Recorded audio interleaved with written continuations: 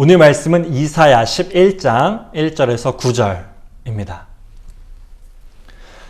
이새의 줄기에서 한 싹이 나며 그 뿌리에서 한 가지가 나서 결실할 것이요 그 위에 여호와의 영 곧 지혜와 총명의 영이요 모략과 재능의 영이요 지식과 여호와를 경외하는 영이 강림하시리니 그가 여호와를 경외함으로 즐거움을 삼을 것이며 그의 눈에 보이는 대로 심판하지 아니하며 그의 귀에 들리는 대로 판단하지 아니하며 공의로 가난한 자를 심판하며 정직으로 세상의 겸손한 자를 판단할 것이며 그의 입의 막대기로 세상을 치며 그의 입술의 기운으로 악인을 죽일 것이며 공의로 그의 허리띠를 삼으며 성실로 그의 몸의 띠를 삼으리라. 그때 이리가 어린 양과 함께 살며 표범이 어린 염소와 함께 누우며 송아지와 어린 사자와 살찐 짐승이 함께 있어 어린아이에게 끌리며 암소와 곰이 함께 먹으며 그것들의 새끼가 함께 엎드리며 사자가 소처럼 풀을 먹을 것이며 젖먹는 아이가 독사의 구멍에서 장난하며 젖된 어린아이가 독사의 굴에 손을 넣을 것이라. 내 거룩한 산 모든 곳에서 해됨도 없고 상함도 없을 것이니 이는 물이 바다를 덮음같이 여호와를 아는 지식이 세상에 충만할 것임이니라. 아멘. 할렐루야. 오늘도 예배의 자리에 나오신 여러분을 진심으로 환영하고 축복합니다. 드디어 3월 봄이 왔습니다. 아직 바람이 차갑고 몇 번의 꽃샘추위가 더 오겠지만 3월 봄이라는 말이 주는 두근거림과 설렘이 있죠. 그런 기대, 새로운 봄을 기대하시는 풍성함이 여러분 가운데 가득하시기를 축복하겠습니다. 하지만 이렇게 이야기를 정리하면 좋은데 하지만 마냥 좋은 소식만 우리에게 전해진 것은 아니었습니다. 먼저 열흘 넘게 계속해서 이어지고 있는 우크라이나의 전쟁 소식입니다. 벌써 수천 명의 사람들이 집과 고향을 떠나서 피난민이 됐고 수백 명의 전사자들이 나온 안타까운 소식입니다. 어떠한 이유에서도 전쟁만큼은 사라져야겠습니다. 또 지난 금요일부터 우리나라 동해안에 큰 산불이 발생했습니다. 근 10년 새의 최대 규모의 피해라고 하죠. 무엇보다 다행히 인명사고는 아직 없는 것으로 알고 있는데 더 큰 피해 없이 잘 마무리되기를 기도하겠습니다. 무엇보다 안타까운 것은 이번 산불이 자연 발화나 사고가 아니라 방화범의 소행이었다는 것입니다. 이미 현행범으로 체포돼서 조사를 받는 중인데 뉴스를 보니 동네 주민들이 무시해서 동네 주민들과의 갈등이 있어서 홧김에 불을 질렀다고 말을 했다죠. 유사 이래로 전쟁과 갈등, 싸움이 없던 시간은 없었던 것 같습니다. 전 세계적으로 역사를 봤을 때 평화보다는 전쟁의 시간이 훨씬 더 길었던 것이죠. 우크라이나뿐만 아니라 지금도 어딘가에선 피 흘리는 싸움과 갈등이 계속되고 있을 겁니다. 그렇게 오늘 나눌 평화의 말씀이 더욱 소중하게 저와 여러분에게 오는 것 같습니다. 지난 수요일부터 사순절이 시작되었죠. 사순, 4번의 열흘, 십자가를 앞두고 지나는 40일입니다. 예수님께서 공생애를 시작하시면서 광야에서 40일 밤낮을 금식하셨던 것을 따라 우리도 예수님의 십자가를 앞두고 40일을 함께 그 고난에 참여하는 시간입니다. 사순절 하면 기본적으로 좀 어둡고 무겁죠. 네. 이 희생과 죽음의 십자가로 다가서는 거기 때문에 당연한 것이겠지만 이 길 끝에는 승리와 부활이 있는 줄 믿습니다. 그래서 오늘 말씀은 그 십자가의 끝, 십자가의 완성, 바로 하나님께서 우리에게 주시는 참 평화에 대해 이야기 나눠보려고 합니다. 2000년 전 우리에게 오신 예수님, 또 그보다 훨씬 오래전 메시아 말씀으로 예언된, 훨씬 더 오래전에 예언된 메시아 말씀으로 하나님 나라를 기대하시면서 오늘 말씀 함께 나누는 시간 되기를 소망합니다. 사순절 첫 주 십자가 즈음의 평화를 노래하다 라는 제목으로 하나님의 말씀 증거하겠습니다. 전쟁은 왜 일어나는 걸까요? 누군가는 나라의 패권을 잡기 위해 전쟁을 벌였고, 또 자원이나 영토, 심지어는 아름다운 여인을 차지하기 위해 전쟁을 벌였다는 이야기도 있습니다.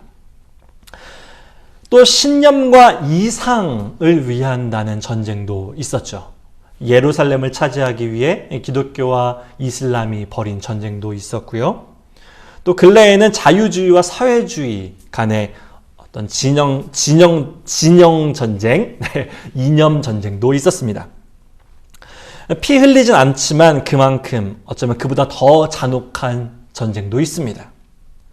치열하게 먹고 먹히는 자본주의 사회에서 살아남기 위해 누구보다 치열하게 경쟁하고 싸워가는 현대인들의 모습이 아마 그럴 거죠.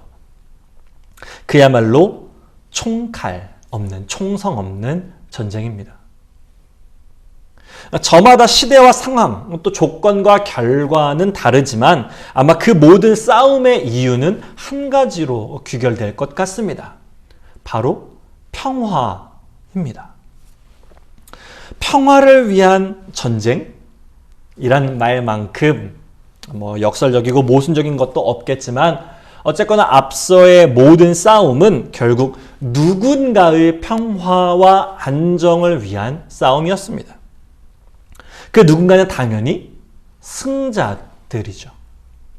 오해 없으시길 바랍니다. 승자만의 평화, 그것을 위한 전쟁이 있어 왔다는 말씀입니다. 대의를 위해서건 솔직하게 욕망을 위해서건 어쨌거나 그 이면에는, 그 바닥에는 어떤 누군가의 이해관계가 있었고 그것을 쟁취하기 위한 싸움이었다는 것은 그 누구도 부정할 수 없는 사실입니다. 그랬기에 인류는 평화를 경험한 적이 없습니다. 경험하지 못했죠. 누구보다 평화와 안정을 꿈꿔왔지만 단 한 번도 가져보지 못했다는 아이러니입니다. 과거를 보면 현재와 미래를 알 수 있다는 말처럼 지금까지의 이 욕망의 역사를 보면 인류는 아마 앞으로 영원히 인간 스스로는 참 평화를 누리지 못할 것입니다. 평화는 그야말로 환상인 것처럼 보입니다. 지금 이사야도 평화를 갈구하는 시대를 살고 있습니다. 기원전 8세기 활동했던 본문의 이사야는 대제국 아수르의 침공으로 민족의 위기를 겪고 있습니다. 다윗 왕가는 북이스라엘과 남유다로 분열된 지 오래고 하나님을 잊은 왕들은 어리석게도 불의함으로 백성들을 다스립니다. 그야말로 나라 안팎으로 위기가 찾아온 것이죠. 이런 때에 하나님께서는 이사야를 통해 당신의 나라를 예언해 주십니다. 평화의 왕을 이 땅에 보내어 사랑과 정의로 다스리게 할 것이다. 우리 오늘 본문 1절 말씀 다시 한번 함께 보겠습니다. 이새의 줄기에서 한 싹이 나며 그 뿌리에서 한 가지가 나서 결실할 것이요. 아멘.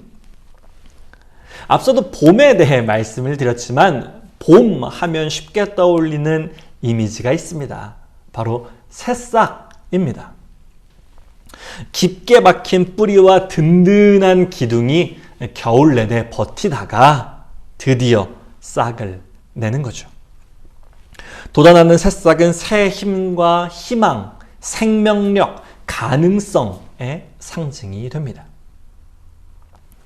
이사야는 이런 평화, 희망의 싹이 돋아날 것인데 이것이 이새의 줄기에서 나올 것이다 라고 기록합니다. 여기에서 개역개정 성경은 줄기라고 번역했지만 원어를 살펴보면 그 뉘앙스가 조금 많이 다릅니다. 히브리어에서 이것은 나무 기둥에서 뻗어나오는 가지, 줄기가 아니라 그 가지에서 나오는 새싹, 줄기에서 나오는 새싹이라는 뜻이 아니라 완전히 베어버린 나무의 밑둥, 그루터기를 뜻하기 때문입니다. 완전히 잘라버린 그루터기에서 싹이 난다? 기대할 수 있는 일인가요? 불가능하죠.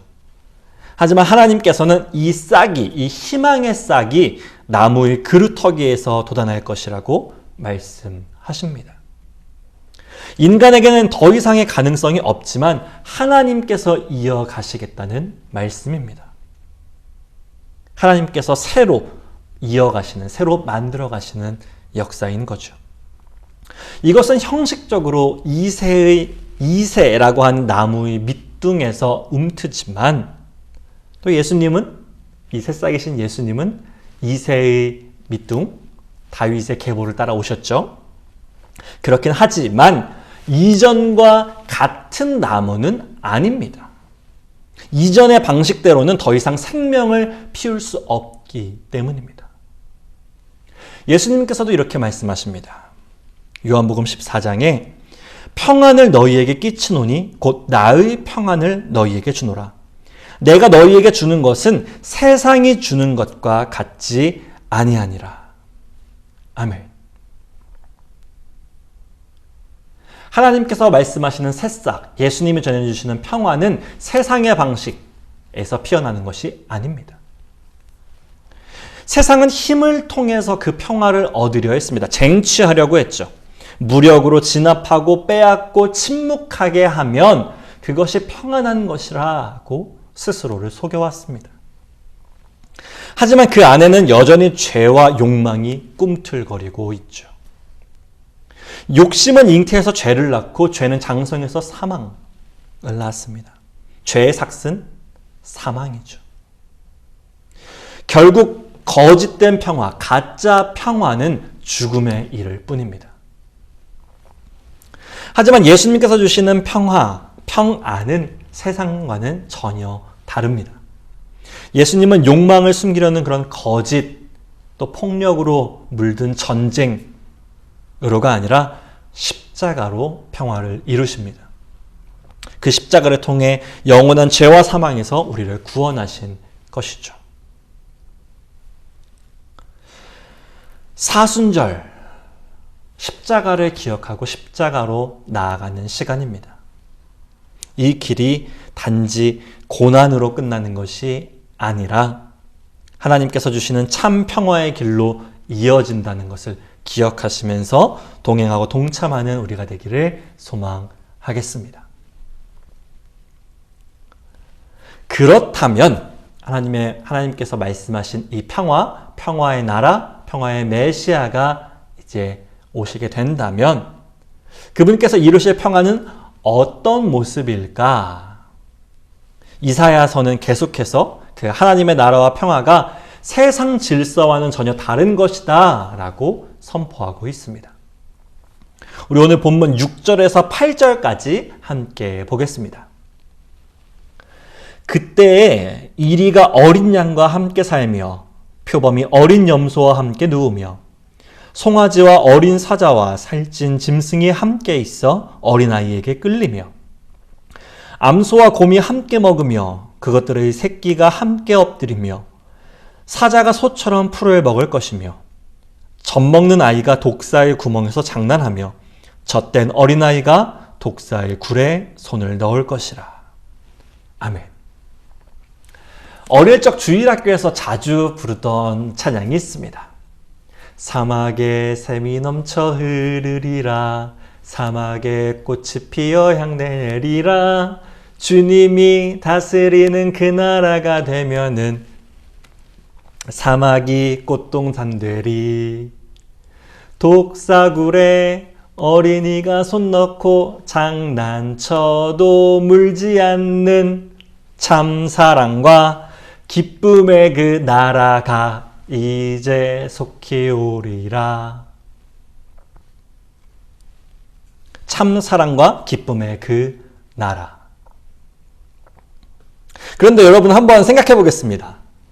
어린 양과 이리가 함께 살고 독사굴에 어린아이가 손을 넣는 것이 정상인가요? 상식적으로 말이죠. 자연 법칙에 우리가 아는, 우리가 살아온 상식에 정상처럼 보이지는 않습니다. 하지만 하나님께서는 우리에게 그런 평화를 주실 것이라고 말씀하시죠. 이리가 양을 잡아먹는 것은 당연합니다. 이리도 먹고 살아야 하니까요. 육식동물로서 당연한 일입니다. 알을 품고 있는 독사가 있는 굴에 어린아이가 손을 넣으면 물리는 것이 당연합니다. 제 새끼를 지키기 위한 어미의 본능이니까요. 저는 물론 이사야서의 말씀 그대로 이루어질 것을 믿습니다만 오늘 본문은 단지 문자적으로 그렇게만 볼 내용은 아닙니다. 그 이면에, 오늘 말씀 이면에 담긴 뜻을 살펴야 되는데 그것은 지금 세상의 질서, 우리가 당연히 그러하다라고 느끼는 그 세상의 질서를 뒤엎으실, 더 정확하게는 처음 창조하신 모양처럼 그러한 모양대로 새롭게 하실 하나님의 역사심을 보는 것이 더욱 중요하기 때문입니다. 창세기에서 하나님은 세상을 만드시고 이렇게 말씀하셨습니다. 또 땅의 모든 짐승과 하늘의 모든 새와 생명이 있어 땅에 기는 모든 것에게는 내가 모든 푸른 풀을 먹을거리로 주노라. 아멘. 하나님께서 처음 세상을 창조하셨을 땐 모든 생명이 풀을 먹었습니다. 식물도 생명입니다만 살아 움직이는 동물을 잡아먹는, 그러니까 피를 흘리는 죽음은 어떠한 경우에도 없었다는 것이죠. 그것이 생존을 위해서라도 말입니다. 그것이 하나님께서 처음 창조하신 태초의 질서였습니다. 하지만 에덴 동산은 이후로 모든 질서가 바뀌게 된 것이죠. 서로를 잡아먹게 된 것입니다. 이것이 단지 자연세계, 야생에서만 벌어지는 일일까요? 강한 자가 약한 자를 잡아먹는다. 약자의 것을 빼앗아 취하고 누리는 것은 승자의 당연한 권리가 되었습니다. 빈부의 갈등, 지위와 권력에 따른 차별, 억압, 핍박, 폭력, 공포가 당연한 세상이 되었죠. 왜? 그들이 승자라고, 스스로가 강한 자라고 말하기 때문입니다. 오늘 본문 3절에서 4절 앞부분까지 한번 또 보겠습니다. 그가 여호와를 경외함으로 즐거움을 삼을 것이며 그의 눈에 보이는 대로 심판하지 아니하며 그의 귀에 들리는 대로 판단하지 아니하며 공의로 가난한 자를 심판하며 정직으로 세상의 겸손한 자를 판단할 것이며. 아멘. 이것은 이새의 줄기에서 나온 메시아가 행하실 통치 방식입니다. 뒤집어 생각해 보면 현재 이 세상의 지도자들이 그렇지 못하고 있다는 것을 보여주기도 하는 것이죠. 세상 권세는 그들 눈에 보이고 그들 귀에 들리는 대로 판단하고 심판합니다. 불의함으로 가난한 자들을 정죄하고 심판하죠. 이런 세상을 보면서 하나님께서는 더 이상 나의 나라에서는 그렇지 않을 것이라 말씀하십니다. 너희가 익숙해져 버린, 너희가 당연하다고 생각하는 그 세상 질서가 아니라 그것과는 완전히 다르게 태초의 질서. 여기서 중요한 것은 태초라는 시간보다 하나님께서 세우신 질서라는 것이 더 중요합니다.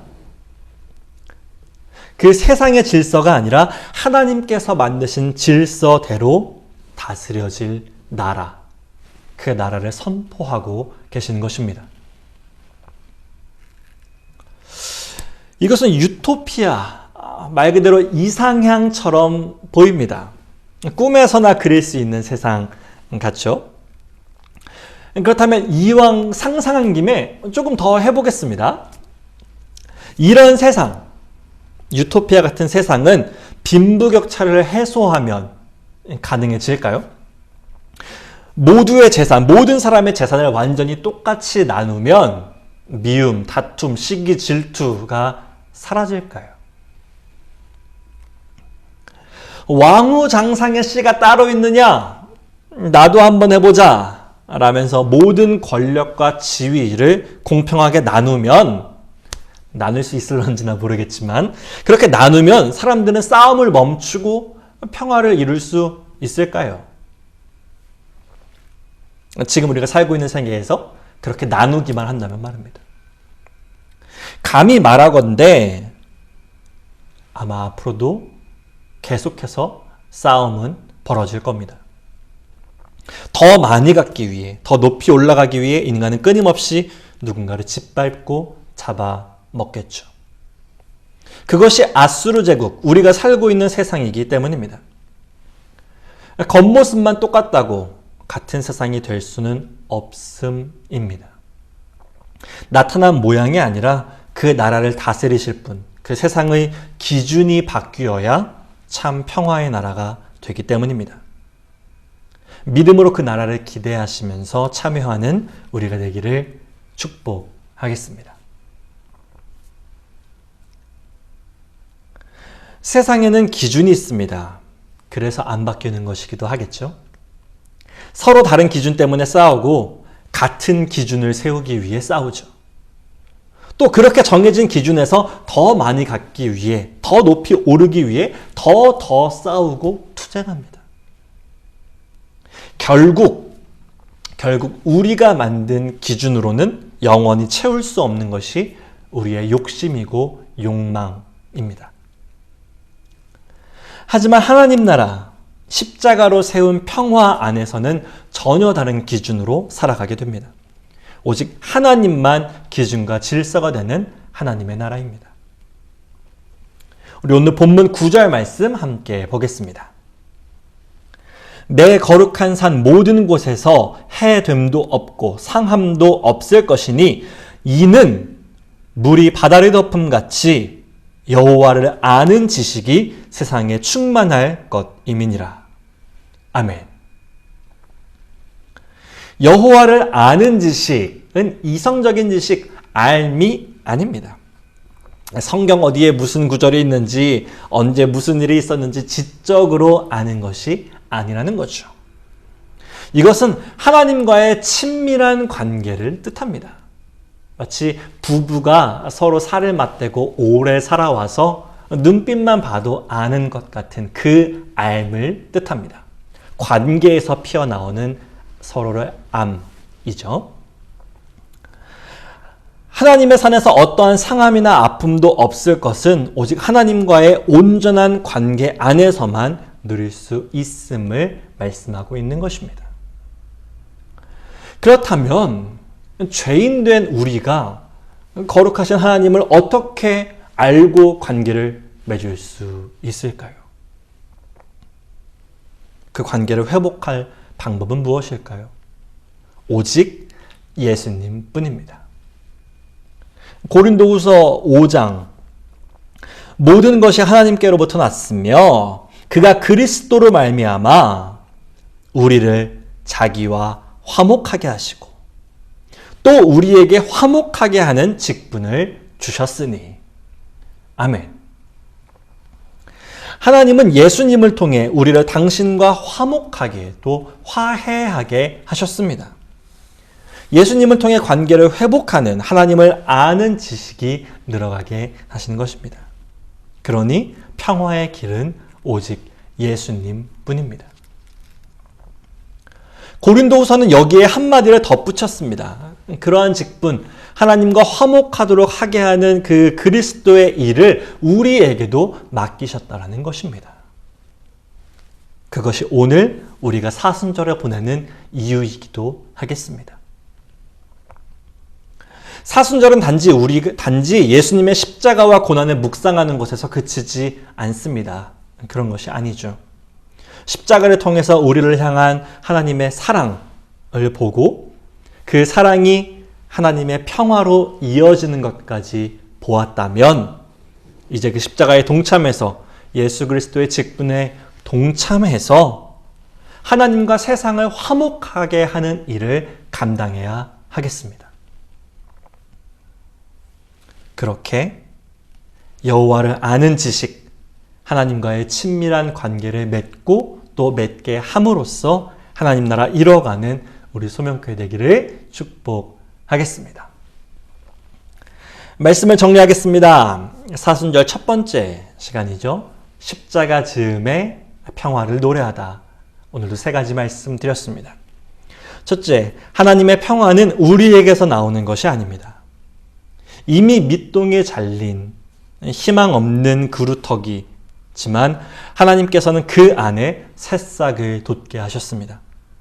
그 희망의 메시아가 바로 우리 주 예수님이심을 믿기 바랍니다. 둘째, 하나님의 평화는 세상과 같은 방법으로 이루어지는 것이 아닙니다. 평화의 기준은 하나님께 있습니다. 내 생각, 내 상식, 내 질서와 전혀 다른 모습이지만 그 안으로 들어가 하나님의 평안으로 들어가는 믿음의 결단 세우시기를 축복합니다. 마지막 세 번째, 하나님의 평안은 오직 하나님과의 친밀한 관계를 통해 누릴 수 있습니다. 그리고 하나님과의 그 관계를 이루는 하나님과 화목하게 하는 유일한 방법은 오직 그리스도이십니다. 나아가 그 그리스도의 직분, 하나님과 세상을 화목하게 하는 일에 동참하고 그 역할을 감당하는 것으로 이번 사순절 은혜 가운데 지내시기를 진심으로 축복하겠습니다. 평화를 노래하는 십자가, 그 십자가 기억하시면서 이번 한 주도 믿음으로 승리하는 우리 소명교회 되기를 축복하겠습니다. 기도하겠습니다.